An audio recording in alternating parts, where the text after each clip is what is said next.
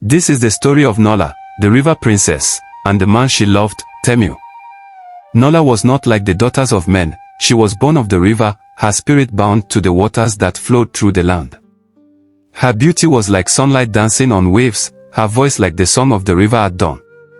Nola was the daughter of the river spirit himself, the guardian of all waters in our land, a powerful being who ruled over the spirits of every stream, lake, and waterfall.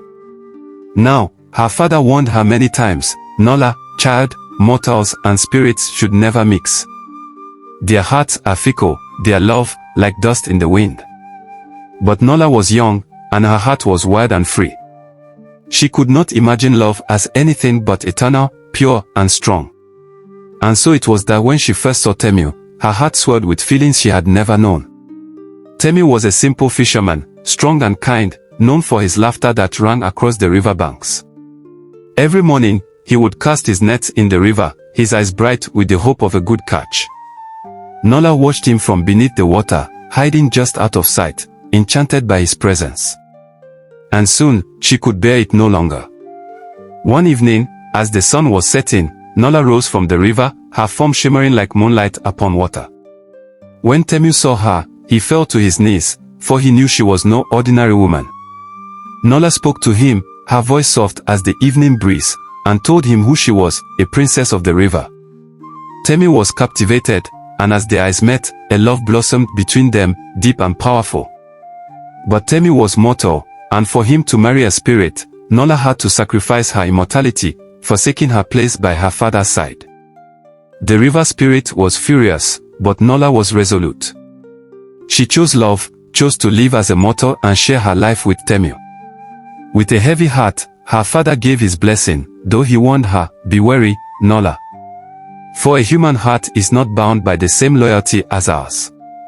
For years, their love was a thing of legend. People from distant villages spoke of the beautiful river woman who had become mortal for the love of a fisherman. Nola and Temu were happy, and she brought him great fortune. His nets were always full, his fields lush, and their lives prosperous. But then, as time moved on, something changed. Temu grew restless, and the simple life they had built began to bore him. His heart, which had once been full of love for Nola, began to wander. He wanted more than a humble home by the river, more than the quiet, steadfast love of his river princess. And it was then that a cunning woman named Amma came into his life. Amma was as sharp as she was beautiful, with eyes like embers and a voice that could soothe even the most troubled soul. She saw Temu's restlessness, and she saw the greed in his eyes. And Amma knew exactly how to twist that greed to her advantage. She whispered promises of wealth, power, and glory in Temu's ear, telling him that he was meant for greater things, that he deserved more than the simple life he had with Nola. Temu, weak-hearted and hungry for the life Amma painted before him, soon fell under her spell. And so it was that Temu betrayed his river princess. He went to Amma in secret, and together they devised a plan. You see, Amma was no ordinary woman, she was a sorceress, skilled in the dark arts, and she knew of a cursed blade forged to sever the bond between a spirit and the mortal realm. On a moonless night, Temu led Amma to Nola, who trusted him completely, her heart as open as the river she had left behind. "Why have you brought me here, my love?" Nola asked, her eyes filled with affection. But Temu said nothing, for guilt weighed heavily on him, though not heavily enough to stop him. Amma stepped forward, and before Nola could react, she struck her with the cursed blade.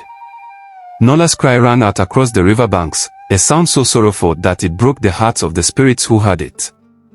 As the blade pierced her, her spirit was severed from her powers, her ties to the river realm cut forever. She fell to the ground, her light dimming, her strength fading. But in that moment, as she lay betrayed, Nola's love for Temu did not die. She did not curse him, instead, her heart shattered, and her tears fell into the earth, mixing with the river that had once been her home. As her last breath left her lips, a strange thing happened. Her tears became a river of their own, flowing through the land with an unnatural current, a dark and powerful force bound to her sorrow. The river spirit heard his daughter's cries, and he came, too late, only to see his beloved Nola lying still. In his fury, he cursed Temu and Amma, declaring that the river born from Nola's tears would be a guardian of loyalty and a punisher of betrayal. And from that day forward, any who crossed its waters with betrayal in their hearts would be swallowed by the river, pulled down to its depths, never to rise again. As for Temu, he was left to wander the lands, forever haunted by the river's call.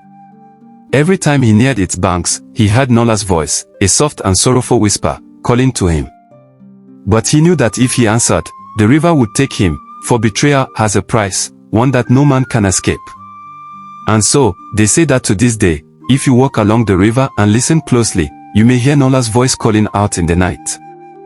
But take heed and guard your heart well, for if your soul carries the weight of betrayal, the river may claim you, too.